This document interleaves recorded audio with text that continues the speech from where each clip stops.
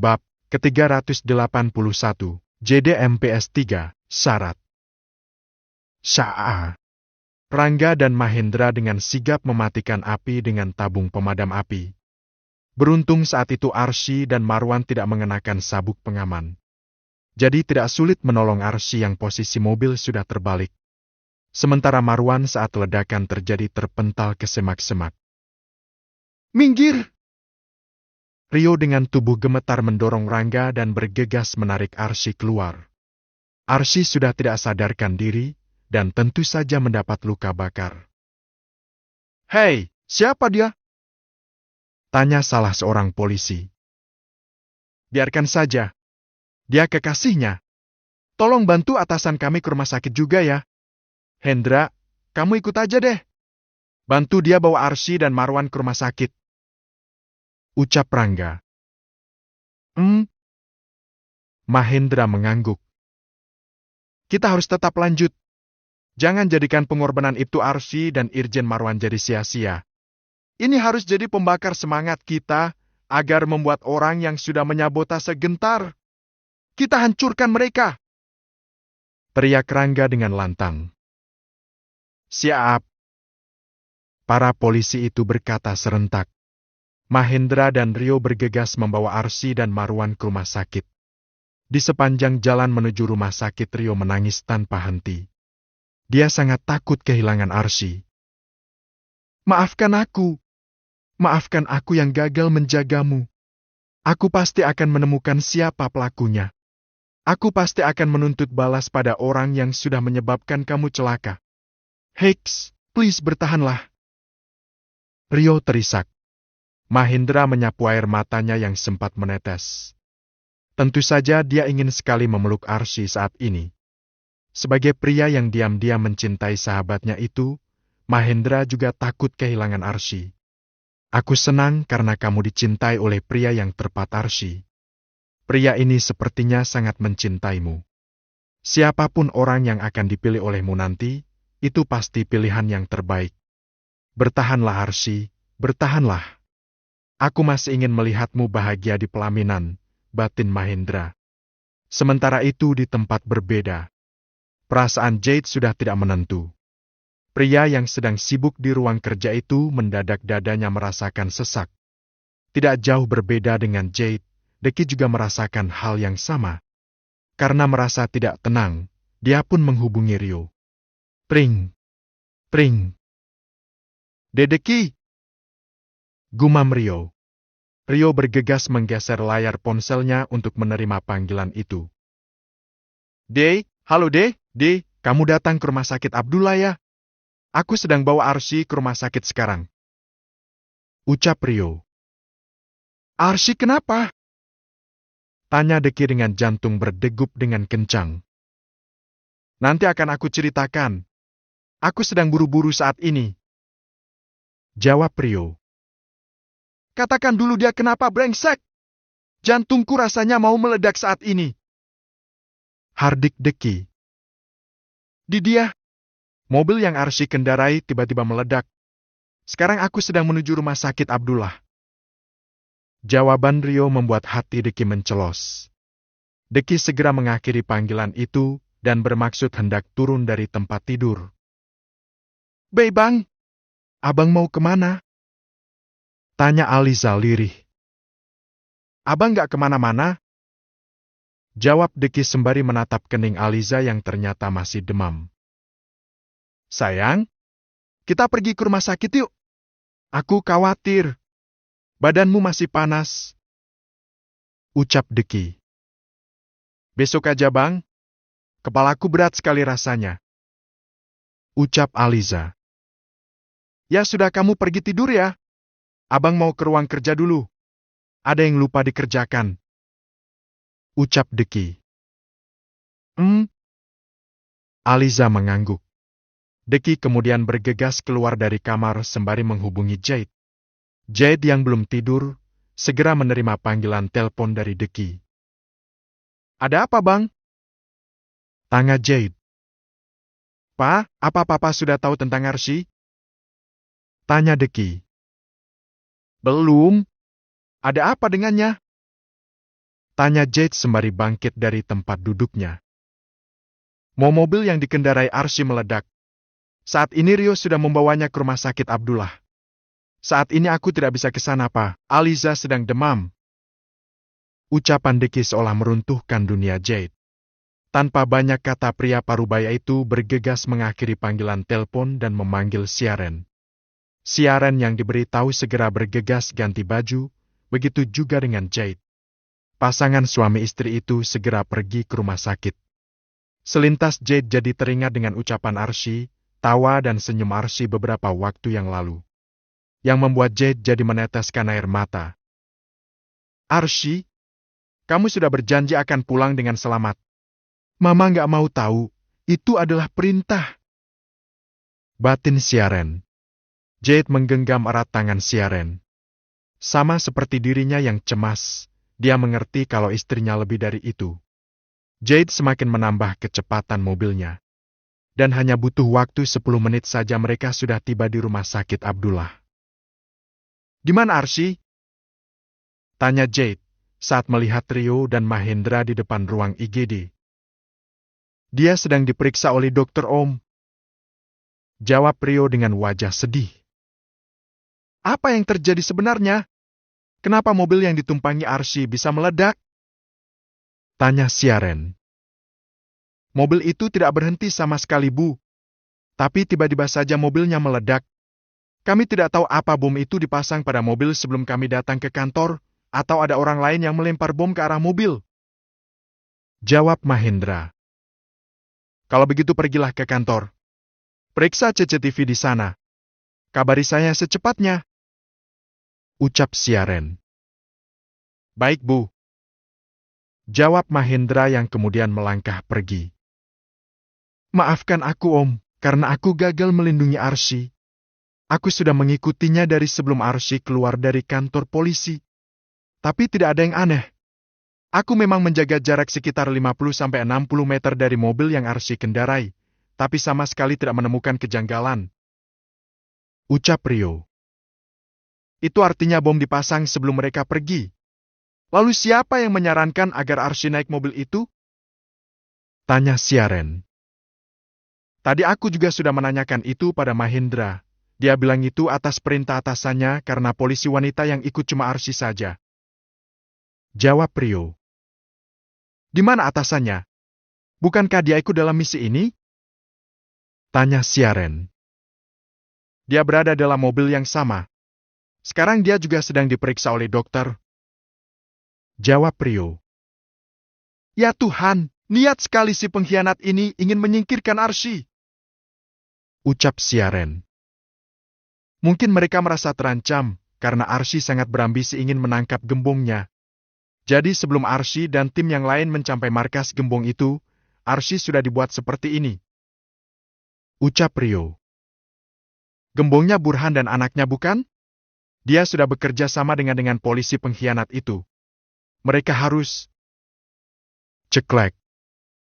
Keluarga Nona Arsy. Ucap dokter. Ya, bagaimana keadaan putri saya, Dok? Tanya Jade dengan wajah cemas. Dia masih belum sadarkan diri. Tapi semua vital sign menunjukkan masih tahap normal. Mungkin yang sedikit mengkhawatirkan luka bakar yang Nona Arsy alami terutama di bagian wajahnya. Nona Arsy bisa dikatakan mengalami luka bakar hampir 15%. Jawaban dokter membuat hati Jade mencelos. Jade tahu betul bagaimana putrinya itu merawat wajahnya dengan baik selama ini. Kecantikan wajah putrinya itu bisa membuat kaum Adam tergila-gila. Apa dia akan segera siuman? Tanya Siaren. Kita tunggu saja. Kami akan memindahkannya ke ruang perawatan dulu. Ucap dokter. Pindahkan dia ke ruang VVIP. Ucap Jade. Baiklah. Ucap dokter. Sayang, kamu tunggu di ruang VVIP. Aku akan menghubungi seluruh keluarga kita. Ucap Jade. Baiklah. Rio, kamu boleh pulang dan istirahat dulu, Nak. Ucap Siaren. Tapi tante aku ingin menjaga Arsy. Ucap Rio. Nanti semua keluarga Abdulkah akan datang. Kamu pasti mengerti maksudku. Ucap Siaren. Baiklah. Tolong hubungi aku kalau Arsy sudah siuman ya, Tan. Ucap Rio. Iya. Jawab Siaren. Rio kemudian pergi dan memutuskan pulang ke rumah. Sementara Siaren pergi ke ruang VVIP sesuai perintah suaminya. Keesokan harinya semua keluarga Abdullah pergi ke rumah sakit untuk melihat keadaan Arsy. Saat ini Arsy baru saja siuman, setelah beberapa jam tidak sadarkan diri. Opa, ucap Arsy lirih. Bagaimana perasaanmu, polisi hebat? Tanya Reno. Buruk.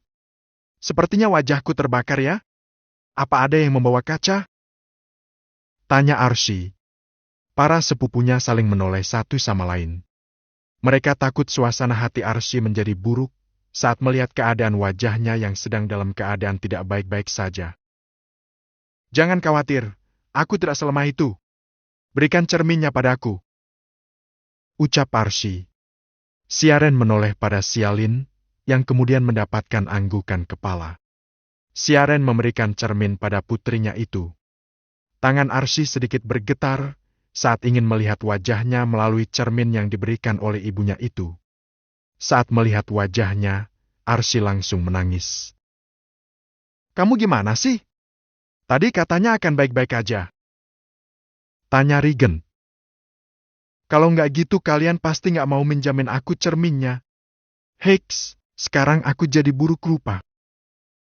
Ucap Arsy terisak. Jahit langsung memeluk putrinya itu. Dia tahu betul apa yang dirasakan oleh Arsy. Kenapa kamu harus khawatir? Opa akan mendatangkan dokter kulit terbaik dari Korea atau dari manapun itu.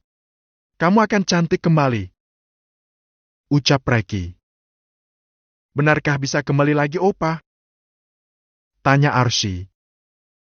Benar. Pokoknya kamu jangan pikirkan soal keadaan wajahmu. Bila perlu Papa akan mendatangkan dokter kulit terbaik dari seluruh dunia, agar wajah putriku kembali cantik sedia kala. Jawab Jade. Makasih, Pa. Ucap Arsy sembari mengeratkan pelukannya. Assalamualaikum. Ucap Deki yang baru datang bersama Aliza. Waalaikumsalam. Semua orang menoleh ke arah Deki yang tampak menggenggam erat tangan istrinya. Deki sedikit terkejut saat melihat luka bakar pada wajah adik sepupunya itu. Abang, rengek Arsy.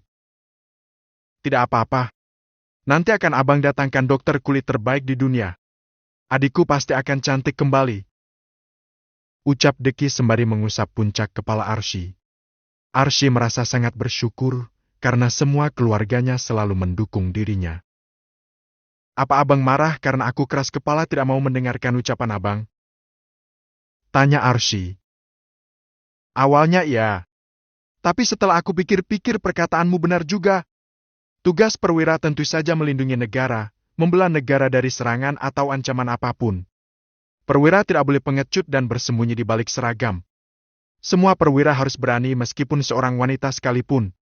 Dan abang bangga padamu, Arsy. Kamu memiliki semua dedikasi itu. Negara harus bangga punya perwira sepertimu. Jawab Deki. Tapi semalam aku sudah gagal. Siapa bilang gagal? Mungkin kamu kalah di awal karena sabotase yang dilakukan seseorang. Abang tetap bangga sama kamu. Ucap Deki. Oh ya, bagaimana dengan Pak Marwan? Tanya Arsy. Beruntung saat ledakan terjadi dia terpental keluar. Dia cuma mengalami cedera di tangan dan kakinya.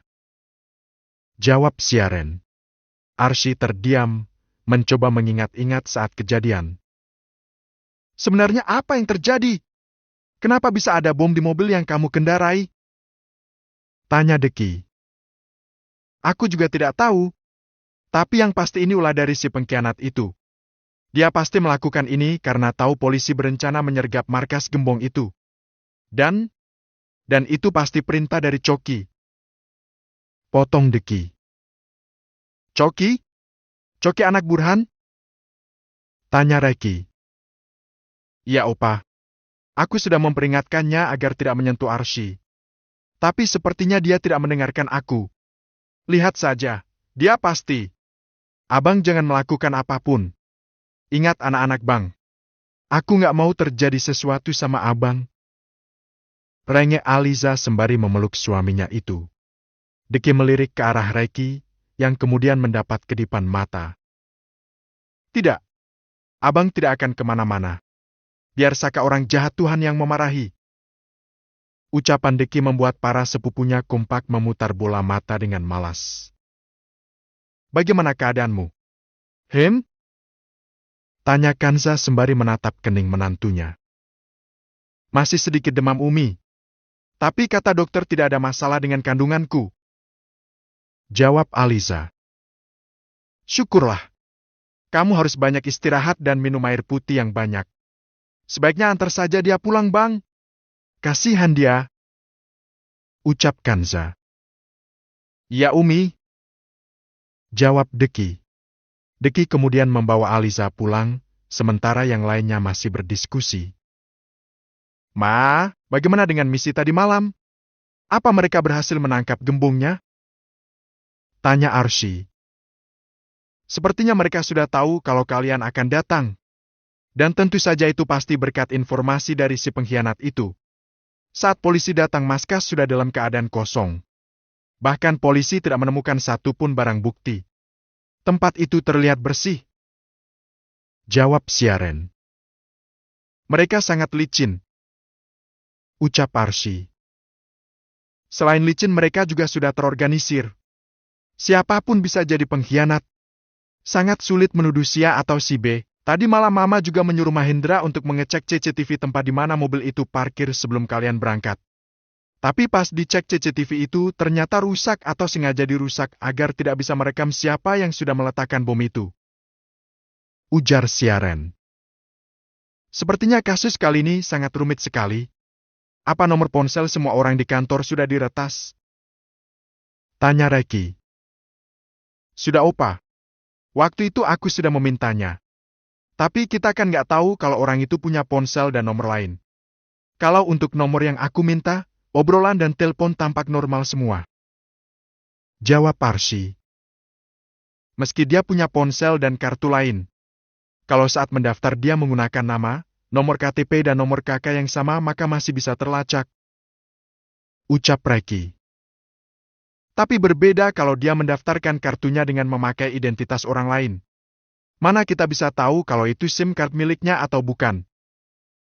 Timpal Zaki yang membuat semua orang mengangguk-angguk termasuk Reki. Itu artinya kasus ini memang sulit dipecahkan. Ucap Sean. Sulit, tapi bukan berarti tidak mungkin. Suatu saat mereka pasti akan membuat kesalahan. Suatu saat mereka akan tua dan mati. Jadi ini hanya bicara soal waktu saja. Ucap Reki. Dan sampai kapanpun bisnis kotor seperti ini mati satu tumbuh seribu. Selalu akan ada orang seperti mereka kalau tidak pernah bisa ditumpas. Ucap Arsy. Tidak masalah. Setelah kamu sembuh nanti kita akan terus mencari, meneror mereka. Bukan berarti mereka melakukan ini, kita jadi gentar. Tidak akan pernah. Ucap Siaren berapi-api. Tok. Tok. Semua orang menoleh ke arah pintu saat mendengar suara ketukan di pintu.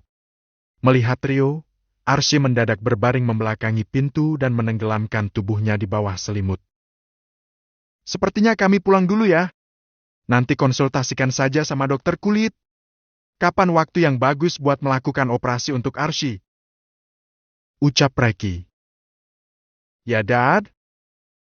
Ucap Jade. Satu persatu keluarga Abdullah meninggalkan ruang perawatan Arsy. Mereka ingin memberikan kesempatan pada yang lain untuk menjenguk Arsy. Sayang, ada Rio, kok malah sembunyi? Tanya Jade. Suruh dia pergi aja, Pak. Dia pasti malu punya pacar buruk rupa sepertiku. Jawab Arsy. Papa dan Mama mau pergi cari makan siang dulu, nanti kami kembali lagi ke sini. Ucap Siaren. Tunggu Tante, Ada hal penting yang ingin aku bicarakan sama kalian. Ucap Rio. Ada apa? Tanya Jade. Kejadian semalam membuatku takut kehilangan Arsy. Aku merasa buruk karena gagal menyelamatkan dia di saat yang tepat. Padahal jarakku dengan Arsy begitu dekatnya, tapi aku tidak bisa berbuat apa-apa. Dengan kejadian semalam, rasa ingin memiliki Arsy semakin kuat. Apa kalau aku menikahi Arsy, kalian akan memberikan restu? Dari balik selimut mata Arsy melotot. Dia tidak menyangka Rio akan bicara seperti itu. Semuanya kami serahkan pada Arsy. Kalau dia memang bersedia, kami hanya bisa memberikan restu. Tapi sepertinya putriku tidak tertarik menikah denganmu dan lebih memilih tinggal di bawah selimut. Kami bisa apa? Ucap Jade dengan volume suara yang sengaja dibuat besar. Bu, bukan begitu, Pak. Aku takut Kak Rio tidak menyukaiku lagi setelah melihat wajahku. Ucap Arsy di balik selimut. Rio perlahan mendekat ke arah tempat tidur dan berdiri tepat di depan wajah Arsy. Rio perlahan menarik selimut yang menutupi tubuh kekasihnya itu. Arsy terlihat menutupi wajah dengan kedua tangannya. I love you. Bisik Rio. Hiks. Bukannya menjawab ungkapan cinta itu, Arsy malah menangis haru. Gadis itu akhirnya membuka kedua tangannya. Cantiknya pacarku. Ucap Rio. Kelihatan sekali bohongnya. Apa mata kakak sudah berangsur katarak? Tanya Arsy dengan bibir mengerucut. Sungguh. Aku tidak peduli wajahmu seperti apa. Nanti aku akan membawamu pergi menemui dokter terbaik di dunia untuk mengembalikan kecantikanmu. Jadi jangan khawatirkan itu. Jawab Rio sembari menyeka air mata Arsy. Jadi, apa kamu mau menikah denganku? Aku tidak mau disuruh nunggu terlalu lama lagi. Aku sudah tidak tahan lagi. Ucap Rio. Tidak tahan apa nih? Tanya Arsy. Semuanya. Jawab Rio. Tapi paling tidak kakak menungguku sampai setelah operasi wajah. Kalau nggak nanti keluargamu takut menjadikan aku bagian keluarga mereka. Ujar Arsy. Baiklah. Tapi paling tidak pakai dulu yang ini. Ucap Rio. Rio kemudian menyodorkan cincin berlian untuk sang pujaan hati. Siaren dan Jade tersenyum satu sama lain saat melihat senyum putrinya kembali. Pakaikan dong! Ucap Arsy sembari duduk dengan tegap. Rio kemudian memasukkan cincin yang dia beli dengan semangat. Namun setelah cincin itu masuk, Arsy malah tergagah. Bagaimana tidak? Cincin yang Rio beli sangat longgar di jarinya tanpa hambatan sama sekali. Kakak beliin buat ukuran siapa? Ini mah untuk ukuran berat badan 1 kuintal. Rio menggaruk-garuk kepalanya, sementara Jade dan Siaren jadi tergagah. Tapi lamaranmu itu tidak cukup anak muda. Kamu harus hafal surat Yusuf dan surat Maryam lebih dulu. Ucap Jade. Oh iya. Apa kakak sudah hafal? Tanya Arsy setengah berbisik. Aku siap dites Tom, aku sudah menyiapkannya sejak lama. Jadi aku tidak masalah dengan hafalan itu. Jawab Rio. Itu sangat bagus. Nanti setelah Arsy sembuh, kamu boleh membawa keluargamu secara resmi untuk melamar. Ucap Jade. Iya Om. Terlihat sekali wajah Rio sangat semringah saat ini. Ya sudah kalian silahkan ngobrol dulu. Kami mau cari makan siang dulu. Ucap Jade. Ya Om. Jawab Jade. Jade dan Siaren pergi dari ruangan itu, sementara Rio mendekati kekasihnya. Apa ini sakit dan perih? Tanya Rio yang hendak menyentuh wajah Arsy. Sangat. Jangan sentuh. Ucap Arsy. Maafkan aku yang tidak bisa menolongmu semalam. Rasanya percuma saja Diki mengirimku untuk menjagamu, tapi ternyata aku gagal total. Ucap Rio dengan wajah sedih. Aku sangat senang karena kakak mau menjagaku dengan caramu. Tidak apa, kakak jangan merasa bersalah. Tapi yang aku sesalkan, ternyata kami juga gagal menangkap gembongnya. Ujar Arsy dengan wajah sedih. Tidak apa. Mulai sekarang jangan pikirkan soal gembongnya. Aku dan Reki sangat mengenal baik siapa orang yang kalian cari itu. Aku pasti akan memberikan dia pelajaran yang setimpal. Ucap Rio dengan gigi gemeratuk. Tapi aku ingin dia dijebloskan dalam penjara. Ucap Arsy. Sayang, penjara terlalu enak buat dia. Biar hukum, Bapak. Tanya Arsy penuh selidik. Hukum Barokoko yang berbicara. Jawab Rio yang membuat Arsy terkekeh. Aku tidak bisa memberitahu Arsy kalau aku juga bergelut di dunia bawah tanah. Dia bisa salah paham dan mengira aku jualan narkoba. Batin Rio.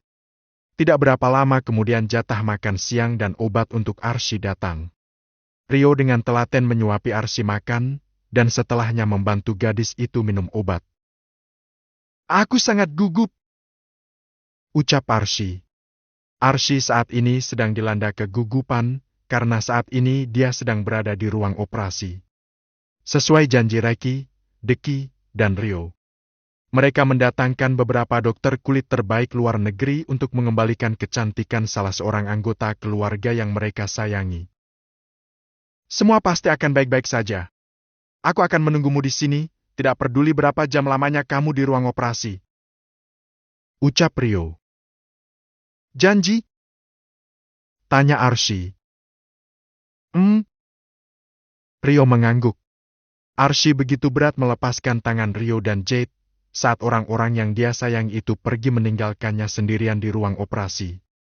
Sementara Siaren lebih memilih menunggu di luar, karena tidak sanggup melepas putrinya itu di meja operasi. Arsy memilih dokter melakukan operasi sehabis dirinya sholat Isya. Dan tim dokter menyetujui permintaan Arsy itu. Sementara itu, setelah selesai bertemu Arsy, Rio dan Deki berpamitan pergi tanpa memberitahu tujuan mereka kemana. Sedangkan Reno dan Reki sudah menunggu mereka di depan rumah sakit. Malam ini mereka berencana memberi Coki pelajaran atas apa yang terjadi pada Arsy. Kita habisi saja si Coki itu. Tidak usah lagi banyak pertimbangan. Dengan Coki mati, Arsy tidak lagi kepikiran buat memburu gembong sialan itu. Ucap Reno. Kita lakukan jika memang dibutuhkan. Hati-hati bertindak. Ada Jessica yang sedang hamil. Kita tidak bisa melibatkan orang yang tidak bersalah. Berdoa saja bukan Jessica yang membukakan pintu. Ucap Deki. Bagaimana kalau kita lenyapkan saja ayahnya? Kayaknya ayahnya itu yang suka meracuni otak Coki. Aku merasa sebenarnya Coki orang baik secara emosional. Tapi dia buruk dalam hal bisnis hitam saja. Ujar Reki. Kita lakukan jika itu diperlukan. Ucapan Deki mendapat putaran bola mata malas dari teman-temannya. Setelah menempuh perjalanan hampir 20 menit, mereka pun tiba di rumah Coki. Coki yang tengah berada di ruang tamu, tampak sibuk sedang menghitung uang setoran penjualan narkoba. Uang 1 koper itu rencananya akan dia tabung di ban keesokan harinya. Ting tong. Ting tong. Coki menutup koper uangnya dan bergegas membuka pintu rumahnya. Ceklek. Klak. Klak. Klak. Klak. Coki cukup terkejut karena keempat orang di hadapannya sudah menodongkan pistol ke arahnya. Kali ini aku tidak akan membiarkan kamu lolos lagi setelah apa yang kamu lakukan pada adikku. Aku sudah memperingatkanmu, tapi kamu tidak mendengarkanku dan malah dengan sengaja ingin melenyapkannya. Ucap Deki yang maju selangkah demi selangkah, sementara Coki mundur selangkah demi selangkah juga. Sorry, aku tidak mengerti maksudmu. Aku tidak melakukan apapun terhadap adikmu. Beberapa hari aku di rumah, karena penyakit papaku kumat lagi. Aku ada sehari keluar rumah, itu pun karena ingin mengantar papaku cuci darah. Ucap Coki.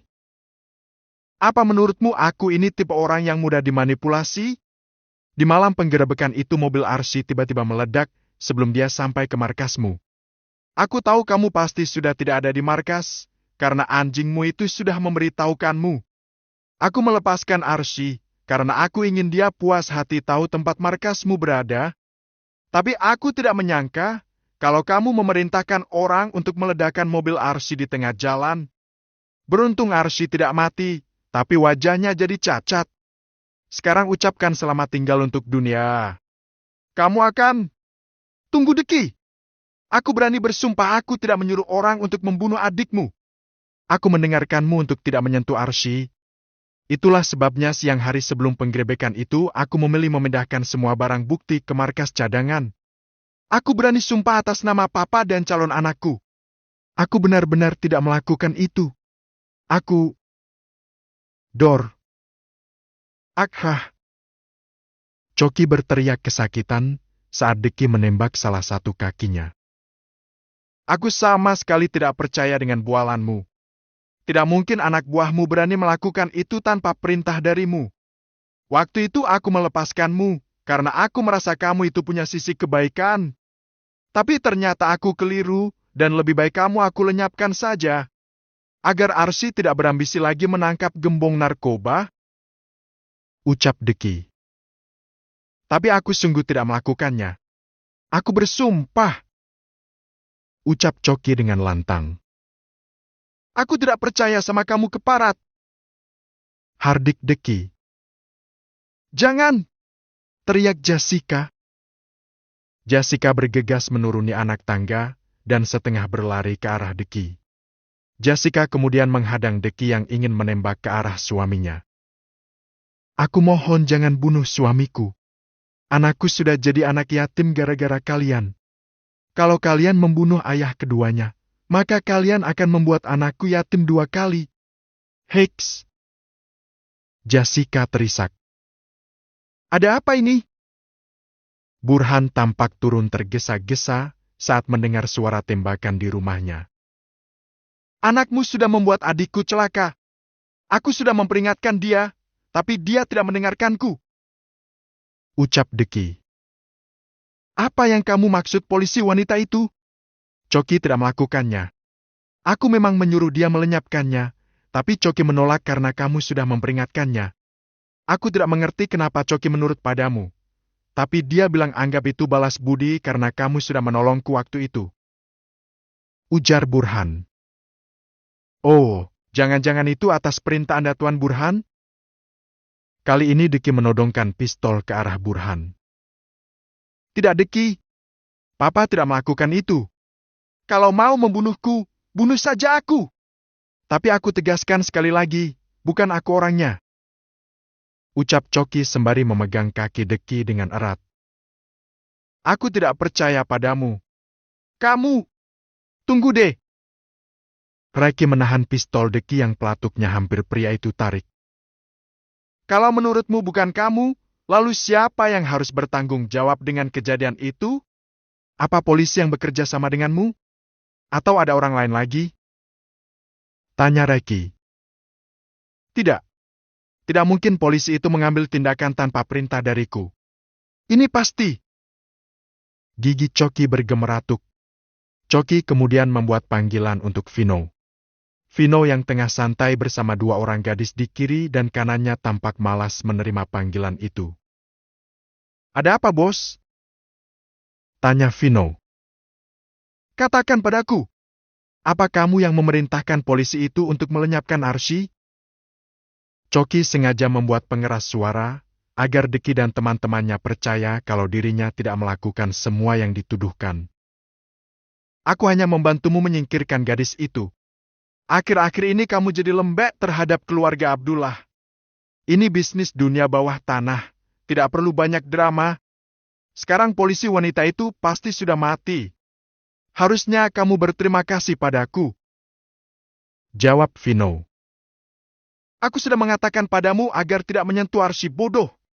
Dasar tolol! Coki mengakhiri panggilan itu secara sepihak. Sementara Vino tampak mengumpat karena Coki bicara kasar padanya. Kalian bisa dengar sendiri, bukan aku yang melakukannya. Itulah Vino orang kepercayaanku. Ucap Coki yang membuat Deki tampak diam sejenak. Aku akan memberikanmu 3 pilihan Coki. Apa kamu ingin tetap tinggal di sini tapi aku jebloskan ke penjara? Kamu tinggal di sini tapi semua keluargamu mati? Atau kamu memilih pilihan ketiga? Kamu pergi dari Indonesia. Lakukan bisnismu di luar negeri, yang artinya kamu harus pindah dari Indonesia ini. Ucap Deki. Kenapa kalian? Aku pilih pilihan ketiga. Jawab Coki. Tidak Coki. Apa-apaan kamu? Papa tidak setuju. Papa, itu keputusanku. Apa gunanya memilih dua pilihan itu, kalau kita tidak bisa bersama? Bisnis di mana aja sama? Aku sudah memutuskan, kalau kita akan pindah ke Singapura. Ucap Coki. Lalu bagaimana dengan? Vino sudah lama bermain kotor di belakangku. Sepertinya dia sangat ingin mengambil alih kekuasaan kita. Sudahlah, biarkan saja. Aku juga ingin fokus mencari donor ginjal untuk papa dan menanti kelahiran Chico Junior. Ucapan Coki membuat Burhan sedih. Pergilah ke rumah sakit Abdullah kalau ingin mengeluarkan peluru gratis di kakimu. Aku harap besok kalian sudah meninggalkan Indonesia. Ucap Deki yang hanya ditanggapi diam oleh Coki sekeluarga. Deki dan teman-temannya kemudian meninggalkan rumah Coki. Sementara Coki sendiri pergi ke rumah sakit internasional untuk mengeluarkan peluru di kakinya. Bab ke-382, JDMPS 3, pindah. Ke-382. Pindah. Aku langsung pulang ya. Soalnya aku janji sama Azura nggak lama. Ucap Reki. Buru-buru amat, Re. Pulang juga nggak bisa nyelup. Ledak Reno. Jadi belum gol ya? Tanya Deki. Belum. Masih perjaka tingtong dia. Jawab Rio sembari terkekeh. Tapi lumayanlah kalau tidur ada yang bisa dipeluk. Bisa curi-curi ciuman juga. Ucap Reki sembari terkekeh. Kurang agresif. Dulu waktu ketemu lagi sama Aliza, seminggu kemudian aku sudah berhasil menciumnya. Bahkan dia ketagihan dengan ciumanku. Aku rasa kamu ciuman aja nggak bisa. Ledek Deki. Banyak-banyak nonton bokep. Reno banyak tuh koleksinya. Lumayan buat dia main solo. Ledek Rio sembari terkekeh. Sialan. Kapan aku begitu?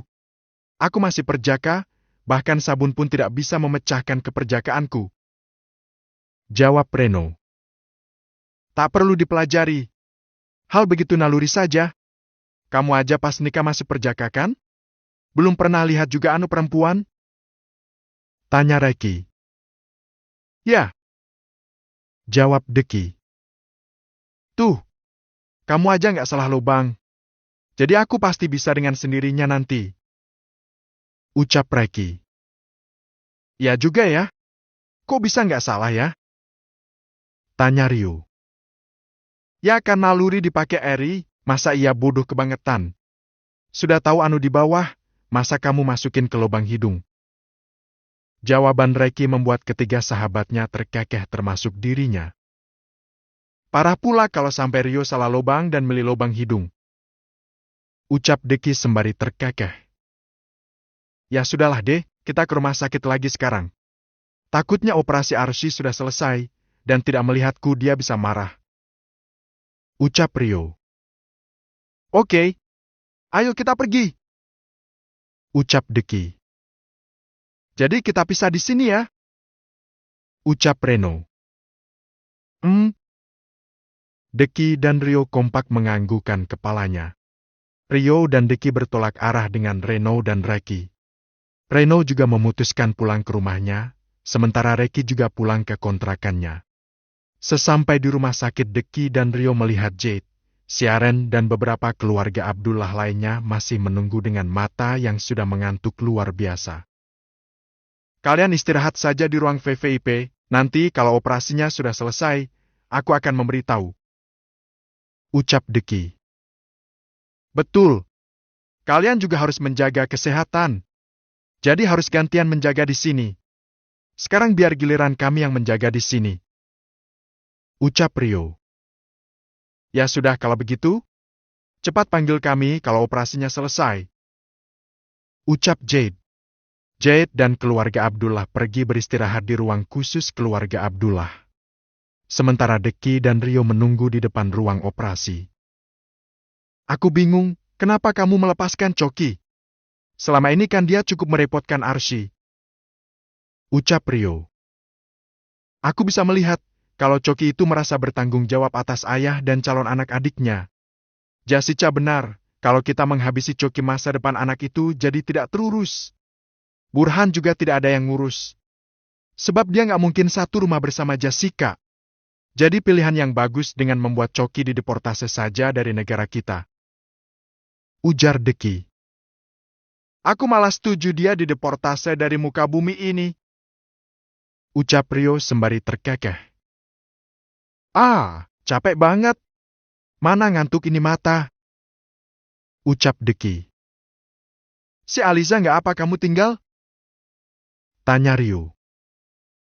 Tidak. Soalnya ayah sudah kembali dari Amerika. Jadi dia sudah ada teman di rumah. Jawab Deki. Kalau kamu mau tidur, tidur saja. Nanti kita bisa gantian. Ucap Rio. Oke. Jawab Deki. Setelah menunggu beberapa jam, operasi itu pun selesai saat waktu subuh tiba. Terlihat jelas wajah para dokter yang lelah dan mengantuk. Namun mereka senang karena operasi berjalan sukses. Ma? Ucap Arsy lirih. Ya sayang, Mama di sini. Ucap Siaren. Rasanya wajahku tidak enak sekali. Sakit. Ucap Arsy. Tidak apa-apa. Tahan ya. Nanti kalau sudah sembuh pasti kamu akan cantik kembali. Ucap Siaren. Jangan manja dan banyak ngeluh. Bawa Happy, biar hasilnya bagus. Nanti wajahmu bisa penyok-penyok loh. Ujar Deki. Ih, abang kok nakut-nakutin sih?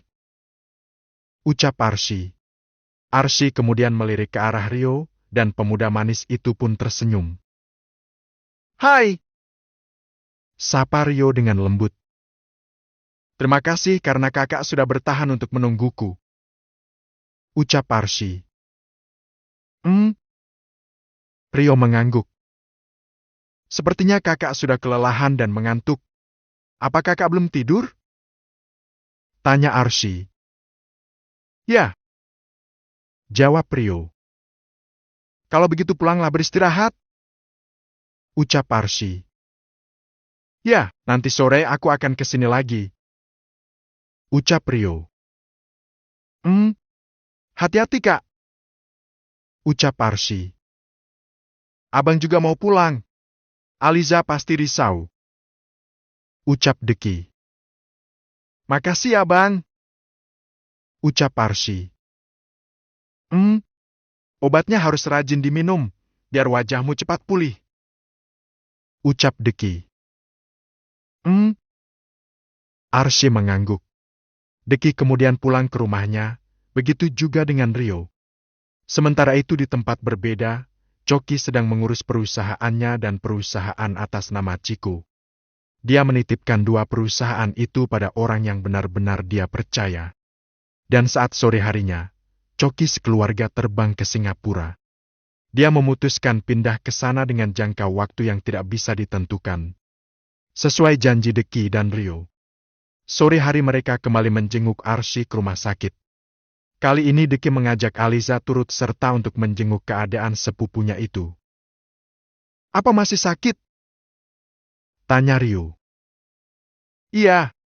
Tadi dokter sudah menjelaskan kalau 3 atau 1 minggu ke depan wajahku akan membengkak. Nanti 1 minggu ke depan kakak nggak usah kesini, nanti kakak takut melihat wajahku yang seram. Ucap Arsy. Aku bahkan sudah pernah melihat hantu. Ucap Rio. Masak sih? Tanya Arsy. Hantu Deki. Dia lebih seram dari hantu di muka bumi ini. Jawaban Rio membuat semua orang terkekeh, sementara mata Deki jadi mengerling. Ini semua gara-gara orang bernama Coki itu. Lihat saja, Aku akan memukulinya sampai mati kalau sampai bertemu dengannya nanti. Ucap Arsy. Bukan dia pelakunya. Ucap Deki yang membuat semua orang menoleh padanya. Maksud Ebang apa? Tanya Arsy. Tadi malam aku sudah menemuinya dan bertanya padanya secara langsung. Bukan dia pelakunya. Jawab Deki. Kok abang jadi naif begitu? Karena Coki bilang dia bukan pelakunya, jadi abang percaya dia begitu aja? Tanya Zaki. Apa kamu pikir aku ini baru hidup 1-2 tahun di muka bumi ini hingga aku tidak mencari tahu lebih dulu apa dia berbohong atau jujur? Aku mendengarnya secara langsung, kalau anak buahnya yang bernama Vino yang sudah memerintahkan polisi itu untuk melenyapkan Arsy. Jawab Deki. Ya jadi si pengkhianat itu yang ingin melenyapkanku? Arsy merasa sangat sedih, karena baginya satuan kepolisian adalah keluarga keduanya. Tapi malah ada orang yang ingin melenyapkannya. Lalu di mana si Coki itu, Bang? Apa abang sudah menangkapnya? Walau bagaimanapun dia itu gembong narkoba. Dan apa abang sudah bertanya sama dia siapa polisi pengkhianat itu? Tanya Arsy. Ada pertimbangan lain kenapa abang tidak menangkapnya dan melepaskannya? Abang juga belum bertanya tentang siapa polisi pengkhianat itu. Jawab Arsy. Apa maksud abang dengan kata-kata melepaskan? Apa abang tidak melihat keadaanku sekarang? Apa kalau aku mati, abang juga tetap akan melepaskan dia? Tanya Arsy dengan mata berkaca-kaca. Dia mempunyai istri yang sedang hamil. Ayah kandung bayi itu adalah adik kandung dari Coki. Sementara adik kandungnya itu sudah mati terbunuh oleh Reki gara-gara ingin menyelamatkan abang di hutan Kalimantan waktu itu. Coki kemudian menikahi Jessica yang hamil di luar nikah. Sementara ayah Coki sedang sakit keras karena gagal ginjal. Abang hanya memikirkan nasib bayi itu kalau sampai Coki dihukum mati. Terus ayah Coki juga tidak ada yang mengurus. Tapi dia sudah membuat banyak generasi penerus bangsa rusak. Abang kasihan dengan satu anak. Tapi jutaan anak di luar sana sudah jadi kurbannya. Apa jaminannya kalau Coki tidak akan mengulanginya lagi? Tanya Arsy. Abang tidak bisa menjamin kalau dia tidak akan mengulanginya lagi, tapi setidaknya dia tidak melakukannya di negara kita lagi. Jawab Deki. Kenapa abang bisa yakin begitu? Tanya Arsy. Karena abang sudah memberikan dia pilihan. Kalau dia tetap ingin ayah dan calon anaknya hidup, maka dia harus pergi dari negara ini. Dia tidak boleh lagi tinggal di negara ini lagi. Kalau di negara orang terserah dia mau melakukan apa saja. Jawaban Deki membuat Arsy terdiam. Lalu bagaimana dengan si pengkhianat itu? Dia pasti kerja sama dengan anak buah Coki yang pengkhianat juga. Tanya Arsy. Deki tanpa basa-basi langsung menghubungi Coki.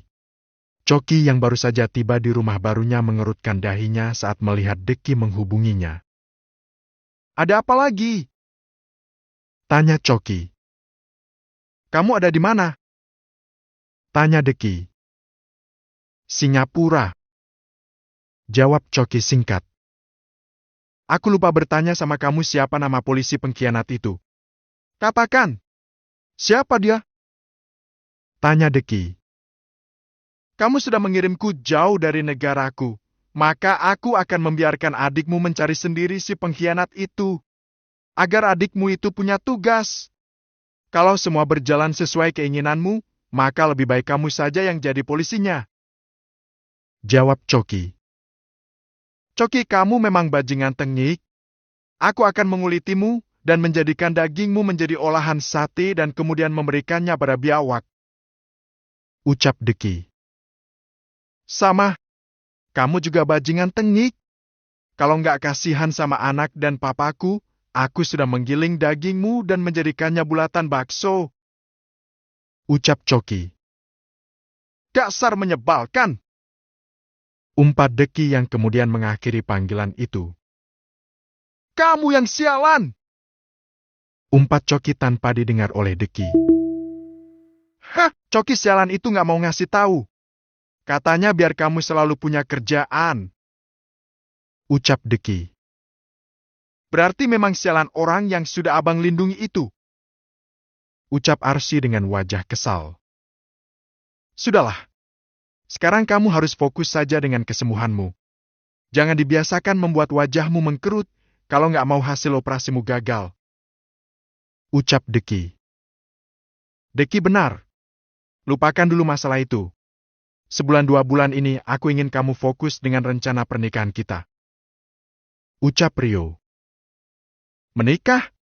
Siapa yang mau menikah? Tanya Reiki yang membuat Rio jadi gugup. Ya. Kami lupa memberitahu kalau Rio sebentar lagi akan melamar Arshidad. Jawab Reiki. Urusan lamar-melamar itu hal gampang. Tapi apa syarat utama keluarga kita sudah diajukan? Tanya Reiki. Sudah opa. Aku sudah menghafal surat Yusuf dan Maryam sejak lama. Jawab Rio. Oh ya? Kalau begitu aku ingin mendengarnya secara langsung sekarang juga. Ucap Reiki. Jantung Rio tiba-tiba berdegup dengan kencang. Melihat perubahan ekspresi wajah sahabatnya, Deki mendadak terkekeh. Kenapa kamu tertawa? Tanya Rio setengah berbisik. Ekspresimu lucu. Kayak orang lagi sembelit. Jawab Deki yang membuat mata Rio mengerling. Rio kemudian batuk-batuk kecil untuk mengurangi kegugupannya. Setelah mengambil nafas beberapa kali, barulah Rio melantunkan surat Yusuf dan surat Maryam secara bergantian. Arsy sangat terharu mendengar suara merdu Rio, hingga sampai meneteskan air mata. Rio membuka matanya, saat kedua surat itu selesai dia bacakan. Semua keluarga Abdullah mengucapkan selamat untuk Rio, karena sudah lulus ujian. Arsy ini masih tergolong anak-anak. Dia tidak mengerti apa-apa dalam urusan rumah tangga. Bimbing dia, kau tegur dia kalau dia melakukan kesalahan. Ucap Siaren. Aku juga tidak sempurna. Nanti kami akan sama-sama saling belajar jadi pasangan yang baik. Terutama aku minim soal urusan agama. Aku bisa belajar banyak dari Arsy nantinya. Ujar Rio. Ya, sejatinya pasangan memang saling melengkapi. Ucap Reiki. Jika keluarga Abdullah sedang berbincang seputar rencana pernikahan Rio dan Arsy. Lain halnya Coki yang saat ini sedang diomeli oleh Burhan. Papa masih tidak mengerti kenapa kamu main setuju aja disuruh pindah oleh bocah tengil itu. Tanya Burhan. Aku harus mengambil keputusan itu, agar kalian berdua tidak dibunuh mati di depan mataku. Kalau itu sampai terjadi, maka apa gunanya aku hidup lagi? Keturunan kita yang tersisa hanya aku, Papa, dan juga anaknya Ciko.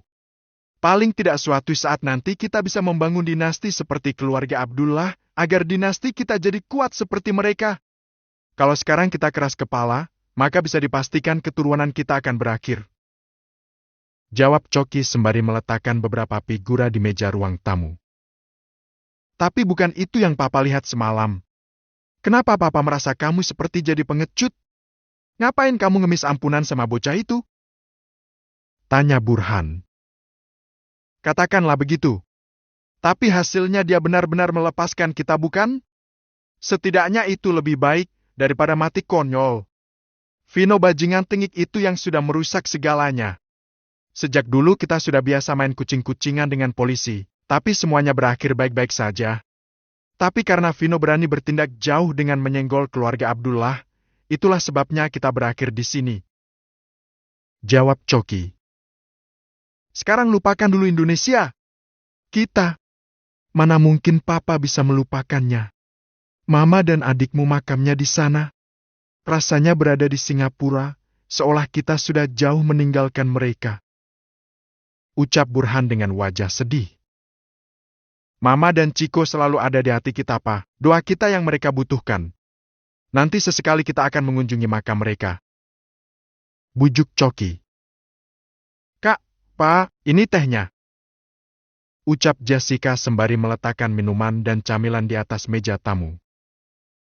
Kamu jangan capek-capek. Istirahatlah. Perhatikan kandunganmu dengan baik, jangan sampai kurang istirahat. Ucap Burhan. Iya Pak, ini juga aku mau mandi dan segera beristirahat, ujar Jessica. Jessica kemudian naik ke atas, dan Burhan kembali menoleh ke arah Coki. Bagaimana hubunganmu dengan Jessica? Apa sudah ada kemajuan? Tanya Burhan. Kalau yang Papa maksud hubungan hati, tentu saja aku nggak akan pernah memiliki hubungan seperti itu dengan Jessica. Dia sudah aku anggap seperti adikku sendiri. Aku akan tetap menceraikannya setelah anak itu lahir. Jawab Coki yang kemudian duduk di salah satu sofa dan memantik korek api untuk menyalakan sebatang rokok. Kenapa? Dia cantik baik. Tanya Burhan. Cantik dan baik itu memang harus ada dalam setiap wanita. Tapi intinya aku tidak suka barang bekas. Mau secantik apapun dia, aku tidak akan menolehnya kalau sisa pria lain meskipun itu sisa adik kandungku sendiri. Jawab Coki. Kata-katamu terlalu berbelit-belit. Bilang aja kamu mau yang perawan. Cebik Burhan. Ya itu maksudku. Rugi dong, Pak. Aku menjaga keperjakaanku dengan baik, malah dapatnya yang, sudahlah. Sebenarnya meski yang tidak bersegel juga bukan berarti tidak baik, cuma ini masalah prinsip aja. Ucap Coki. Ya terserah kamu aja. Asalkan kamu sampai hati mengatakannya pada Jessica. Kalau Papa sih meski orangnya begini tidak tegaan kalau lihat wanita nangis. Ujar Burhan. Ting tong. Ting tong. Itu pasti Ryuji. Ucap Coki sembari bangkit dari tempat duduknya untuk membukakan partner bisnisnya itu pintu. Ceklek. Coki menatap Ryuji yang datang bersama istrinya yang saat ini tengah mengandung 6 bulan. Masuklah. Akan aku panggilkan Jessica biar sih. Namanya Naomi. Ucap Ryuji. Ya, biar Naomi punya teman ngobrol. Ucap Coki. Ryuji melangkah masuk ke dalam bergandengan dengan Naomi. Sementara Coki naik ke atas untuk memanggil Jessica. Om. Sapa Ryuji sembari menjabat tangan Burhan, dan diikuti oleh Naomi. Sepertinya sebentar lagi kamu akan jadi seorang ayah. Ucap Burhan. Ya, kalau tidak ada halangan, dia seorang bayi laki-laki. Ucap Ryuji. Semoga. Jadi Chiko Junior punya teman nantinya. Ucap Burhan. Aku penasaran, kenapa kalian jadi ingin menetap tinggal di Singapura? Tanya Ryuji. Ini semua gara-gara keluarga Abdullah, hingga kami terusir dari negara kami sendiri. Mentang-mentang punya dinasti yang sangat besar. Jawab Burhan. Lagi-lagi mereka. Kalau bukan karena mereka, Oyama tidak mungkin menghilangkan tanganku. Aku benci keluarga itu. Ucap Ryuji. Sekarang kita harus menyusun kekuatan lebih besar lagi agar bisa mengalahkan orang itu. Aku tetap belum terima Chiko mati di tangan mereka. Ujar Burhan. Mungkin doa Om akan segera terjawab. Karena Zero dan Marquis berencana akan menetap di Indonesia sementara waktu. Ucap Ryuji. Why? Tanya Burhan. Aku tidak tahu. Mungkin dia mau cari jodoh. Usianya sudah hampir ke-30. Dan dia ingin mencari orang Asia. Aku tidak tahu apa alasannya. Yang pasti saat kutanya alasannya sangat klise sekali. Katanya orang Asia cantik-cantik. Jawab Ryuji terkekeh. Apa kamu tahu seberapa besar kekuatan geng mereka di Amerika? Tanya Burhan. Sangat besar. Mereka itu keturunan mafia legend. Jika di Indonesia ada Muhammad Reki Abdullah, maka di Amerika ada keluarga Joru Ashley. Dan sekarang yang memimpin kelompok naga hitam Zero Ashley dan sepupunya Marquez Ashley. Mereka juga memiliki petarung-petarung handal yang diambil dari beberapa belahan dunia. Apalagi snipernya. Pokoknya mereka kelompok yang mengerikan di dunia bawah tanah. Jawab Ryuji. Kalau begitu kenapa kita tidak bergabung saja? Kekuatan kita pasti bertambah besar. Apa dia tidak punya rencana pergi ke Singapura? Kapan dia akan ke Indonesia?